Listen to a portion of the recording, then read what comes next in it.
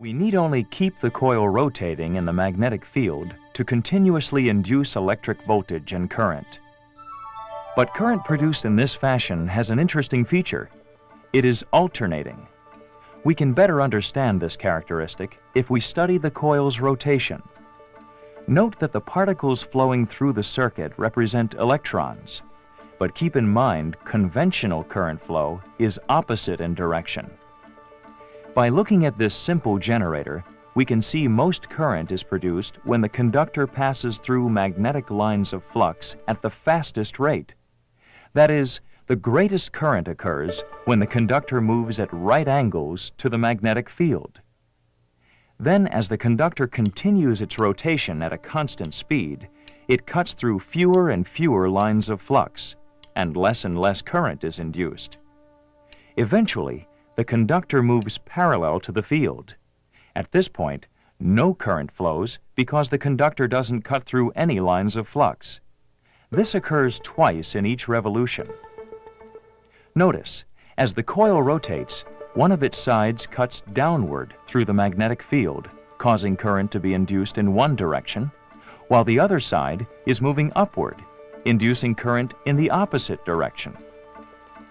After the coil passes through the position of no current flow, the previous downward side moves up, and the previous upward side moves down, thus reversing the current flow in the external circuit. This, then, is alternating current, a flow of current in a circuit that reverses direction periodically and is continually varying in magnitude. So how can we construct a source of direct current?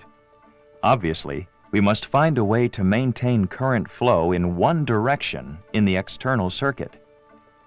To do this, we need change only the slip rings, which collect alternating current, to a commutator which will rectify, that is, change, AC to DC. The commutator is a collar divided into segments, insulated one from the other. We attach one end of the coil to one of the segments and the other end to another segment. Now, as the coil rotates through the first half cycle, the induced current of one direction is collected from the commutator segment. It flows through the external circuit, then back to another commutator segment and into the coil, completing the circuit. The brush that connects the commutator to the external circuit breaks the contact with the first commutator segment and makes contact with the second. As we've seen, the induced current in the rotating coil is opposite in direction from that of the previous half cycle.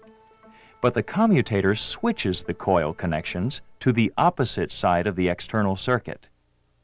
In the external circuit, the current generated from the second half cycle is in the same direction as that generated from the first half cycle. The commutator has rectified the current, converting it from an alternating current to one that flows only in one direction, direct current. But there is a problem. The direct current produced by a single coil is pulsating and unsuitable for most applications. Therefore, practical generators have many coils and many commutator segments that can produce a voltage that pulsates very little and is usable.